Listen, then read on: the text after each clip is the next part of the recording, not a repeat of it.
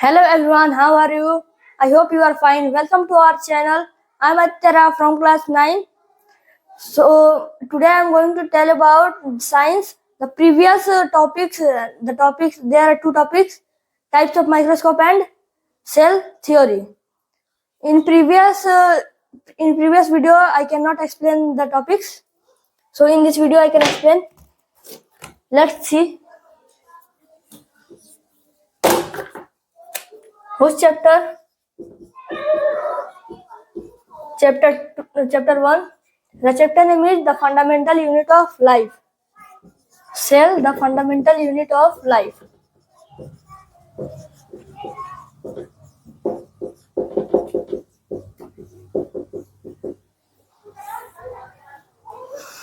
And which two topics are first and second? First is cell theory, and second is types of microscope. Types of microscope. पहला देखते हैं cell theory. अब cell theory होता क्या है? Cell theory को पहले डिस्कवर किसने किया था? जो कि एक साइंटिस्ट थे, जर्मन बोटेनिस्ट थे,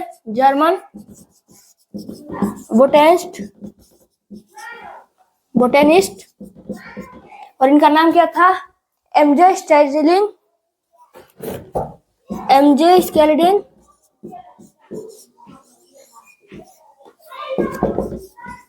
और ये कौन से ईयर में आए थे? 1838 में. और इनके साथ एक जूलॉजिस्ट भी थे,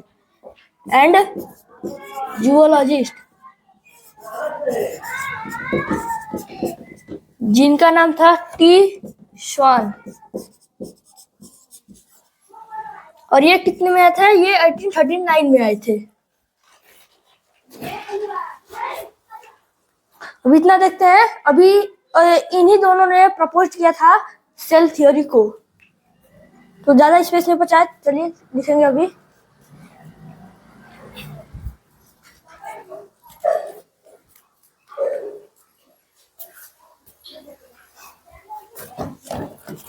पहले ऊपर का पार्ट इरेज कर देते हैं. अब ये भी. चलिए एक बार जल्दी से पहले इसका लिख देते हैं सेल थ्योरी. सेल थ्योरी पहले इसको शॉर्ट में लिख लेंगे, उसके बाद समझ जाएंगे. German botanist in year 1838, and the name was M.G. Skeleton.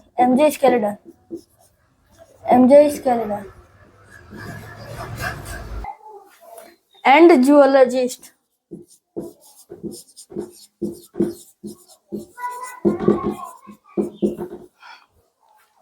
In year 1839, and the zoologist name was T.S. Schwann. इन लोगों का नाम बहुत ही खराब है, बहुत मतलब पढ़ने नहीं आ रहा, प्रोनाउंसिएशन आपको नहीं आएगा.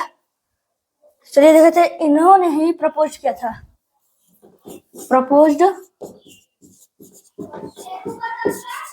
प्रपोज सेल थ्योरी को इन्होंने ही बताया था इंडिपेंडेंटली.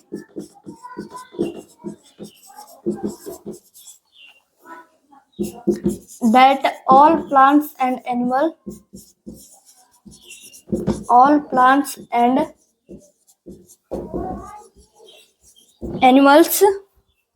consists of cell.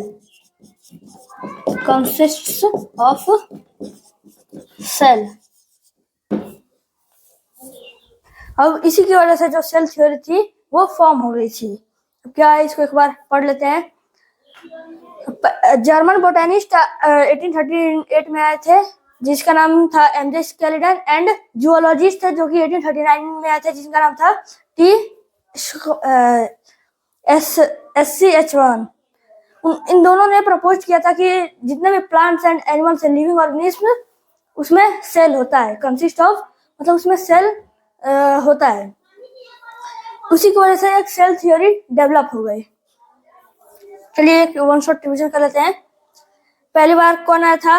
1838 में एक साइंटिस्ट आया था, जर्मन बोटेनिस्ट, जिसका नाम था एमजे स्केलिटन।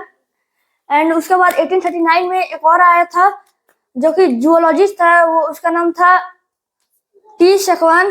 इन दोनों ने प्रपोज किया था कि जो प्लांट्स एंड एनिमल्स दोनों में सेल्स होते हैं, ये नहीं कि बस एनिमल्स में ही सेल्स होते हैं, प्लांट्स में भी सेल होते हैं। इसी की वजह से सेल थ्योरी फॉर्म हो गई थी। अब चलिए पहले ओल्ड सेल थ्योरी देखते हैं क्या है, एंड उसके बाद न्यू सेल थ्योरी फॉर्म हुई है, उसको भी देखते हैं।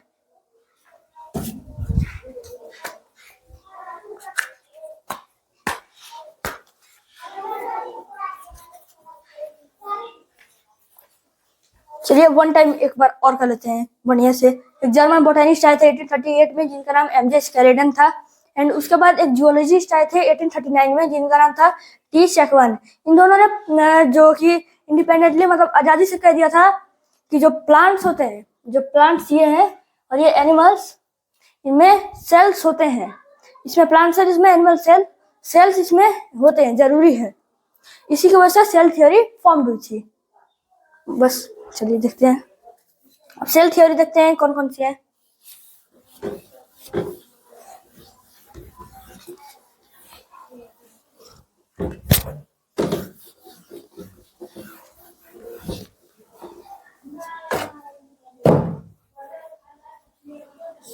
सेल थ्योरी,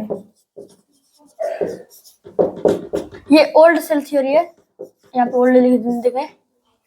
पहला क्या है, इसमें बस दो ही है। Cell is the structural and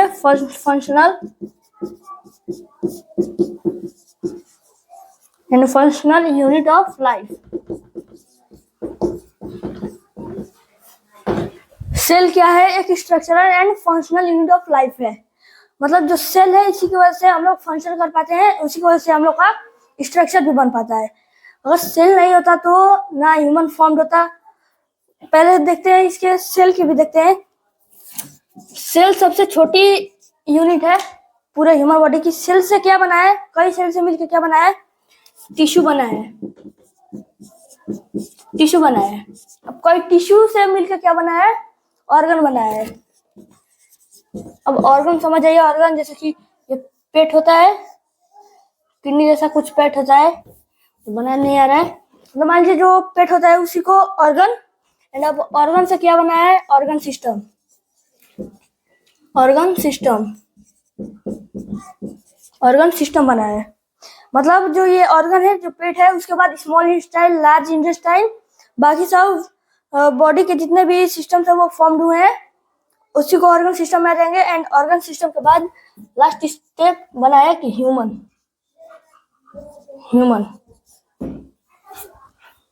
cell is the smallest unit of our body.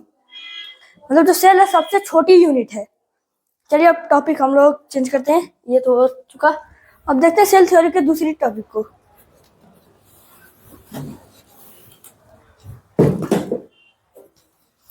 All cells arise from pre-existing cell.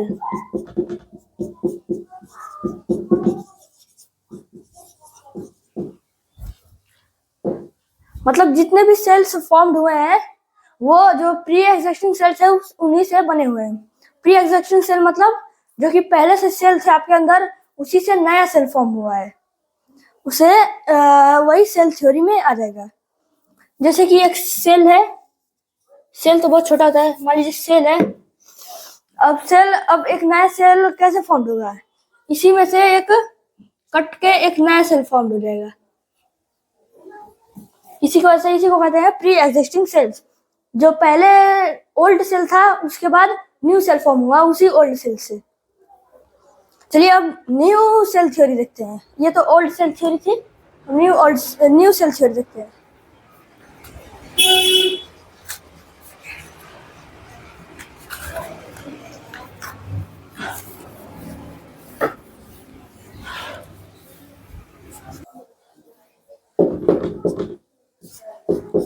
ये है new cell theory.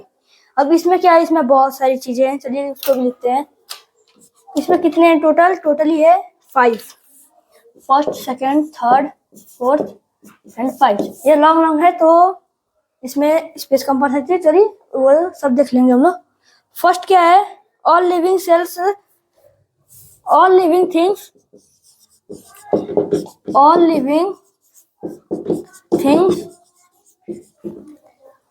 are composed of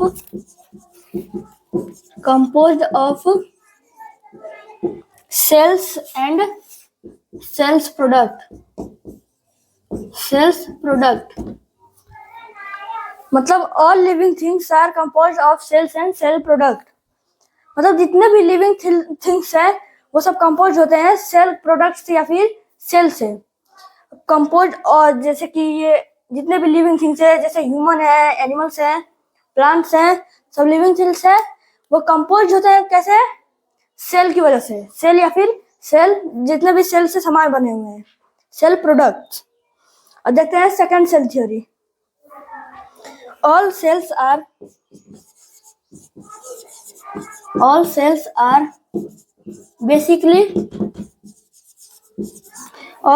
are basically similar in chemical composition and metabolic process। Similar in chemical composition,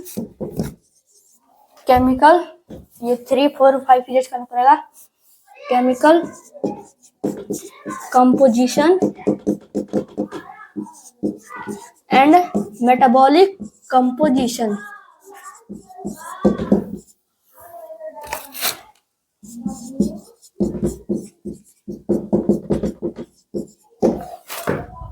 मतलब जितने भी sales हैं वो basically similar होते हैं। Similar मतलब एक जैसे होते हैं केमिकल कंपोजिशन में एंड मेटाबॉलिक कंपोजिशन में। मतलब जब इसको कंपोस्ट किया जाता है तो जब केमिकल से कंपोस्ट किया जाता है तब भी सेम ही होते हैं, एंड मेटल से भी कंपोस्ट किया जाता है तब भी सिमिलर होते हैं।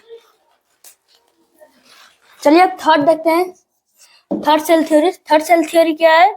The cell is the structural and functional unit of life। The cell is the structural and functional unit of life। ये भी सेम है जिसमें हम लोगों ने ओल्ड सेल थ्योरी देखी, उसमें का पहला थ्योरी था the cell is the structural and functional unit of life. ये cell theory new cell theory में भी है। अब ऐसा क्यों? जब सेल है अब एक ही काम करेगा, क्योंकि वो स्ट्रक्चर बनाता है एंड फंक्शन काम भी करवाता है। तो अब न्यू सेल थ्योरी बन गई तो उसमें अलग काम करेगा नहीं, तो एक ही काम करता है, स्ट्रक्चर बनाता है। मान लीजिए सेल से कि ह्यूमन बॉडी का स्ट्रक्चर बना है, जितने भी सेल्स है ये सब छोटे छोटे ह्यूमन बॉडी का स्ट्रक्चर बनता है। और जो ये काम करता है, इसकी फंक्शन करते हैं जो, वो भी सेल की वजह से होता है, वरना नहीं हो पाता। अभी 2 और देखते हैं।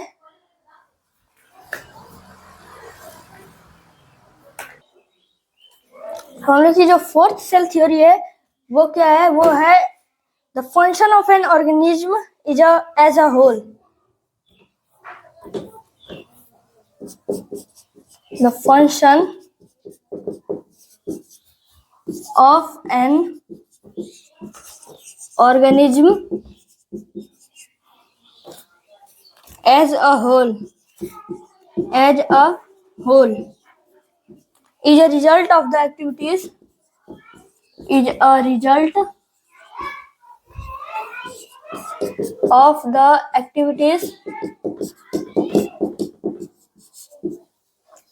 and interaction of the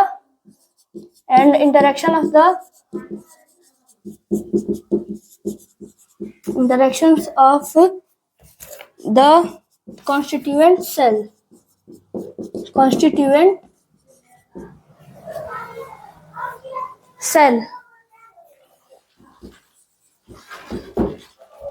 ये क्या है? The function of an organism as a whole is a result of the activities and interaction of the constituent cells.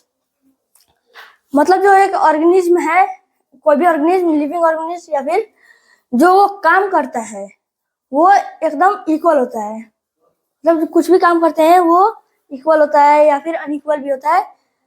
मतलब फंक्शन ऑफ एन ऑर्गेनिज्म, कोई भी ऑर्गेनिज्म में फंक्शन करता है, कोई काम करता है, जैसे कि मैं लिख रहा हूँ, चलते हैं, मतलब कुछ भी काम करते हैं, वो उसी में जो एक्टिविटीज करते हैं वो इंटरेक्शन होता है कॉन्स्टिट्यूएंट सेल का।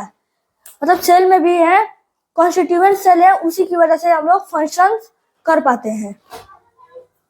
जितने भी एक्टिविटीज है, सब फंक्शंस, काम हम लोग करते हैं, वही कॉन्स्टिट्यूएंट सेल्स की वजह से होता है, जो उसमें इंटरैक्ट करता है कॉन्स्टिट्यूएंट सेल में। चलिए अब लास्ट सेल थ्योरी देखते हैं, fifth. all cells are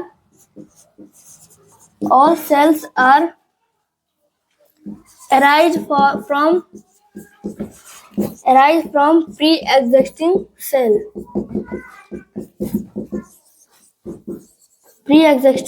cells due to cell division.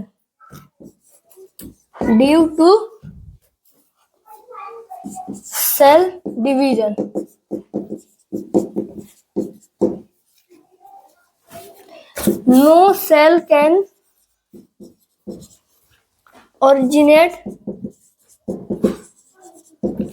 spontaneously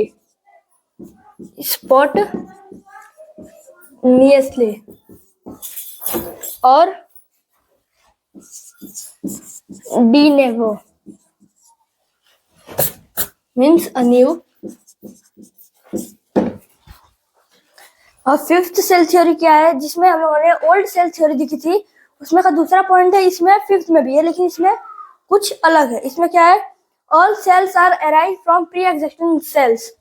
मतलब जितने भी सेल्स होते हैं वो प्री एग्जिस्टिंग सेल से बनते हैं। मतलब प्री एग्जिस्टिंग जो पुराने सेल्स होते हैं उसी से नए सेल बनते हैं। लेकिन क्यों? Due to cell division. जब सेल का डिवीजन होता है, जैसे कि मैंने समझाया था, मान लीजिए सेल है, इसको माइक्रोस्कोप में बड़े करके देखे हैं तो इसका एक डिवीजन होता है, ये इधर बढ़ जाएगा, ये इधर बढ़ जाएगा, तो ये दो पार्ट्स में हो जाएंगे। अब इन्हीं दो पार्ट्स में से फिर से ये बढ़ जाएगा, फिर ये बढ़ जाएगा, चार बन जाएंगे। इस तरफ सेल डिवीजन होता है, इसीलिए जो सेल्स होते हैं प्री एग्जिस्टिंग सेल से ही फॉर्म होते हैं। और कोई भी सेल जो कि अपने आप ही मतलब एकदम न्यू नहीं बन जाता है। मतलब जैसे कि ये सेल डिवीजन की वजह से हो रहा है और वो बिना सेल डिवीजन के फॉर्म नहीं हो पाएंगे। No cell can originate spontaneously, मतलब न्यू, एकदम न्यू नहीं हो पाएंगे, पुराने सेल से ही वो भी फॉर्म होंगे।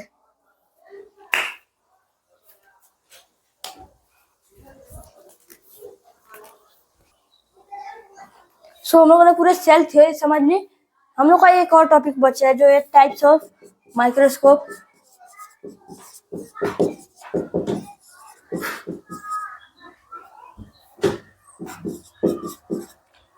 सॉरी फॉर डिस्टर्बिंग, ये हम लोग अगले पार्ट में देखेंगे, पार्ट 3 में, क्योंकि हम लोग को कहीं अभी जरूरी काम आ गया है, तो बाद में। चलिए देखते हैं अगले वीडियो में। जैसा कि आप लोग जानते हैं आज 14 अप्रैल है, इस दिन बाबा साहब का जन्मदिन है। तो बाबा साहब के जन्मदिन के दिन आपको हार्दिक शुभकामनाएं, आपके और आपके परिवार को। इस दिन मतलब 14 अप्रैल को बाबा साहब का जन्मदिन है। बाबा साहब ने क्या क्या काम किए थे कि उनका जन्मदिन मनाया जाता है? वो कॉन्स्टिट्यूशन मतलब संविधान बनाए थे इस देश का, वरना जो अंग्रेज लोग थे, अंग्रेज नहीं थे, मतलब जो क्या कहते हैं एससी होते हैं ना, शेड्यूल कास्ट, इन लोगों पे ज्यादातर वो राज करते थे। इसी की वजह से बाबा साहब ने एक संविधान लिखा, तो हम लोग फ्री हैं।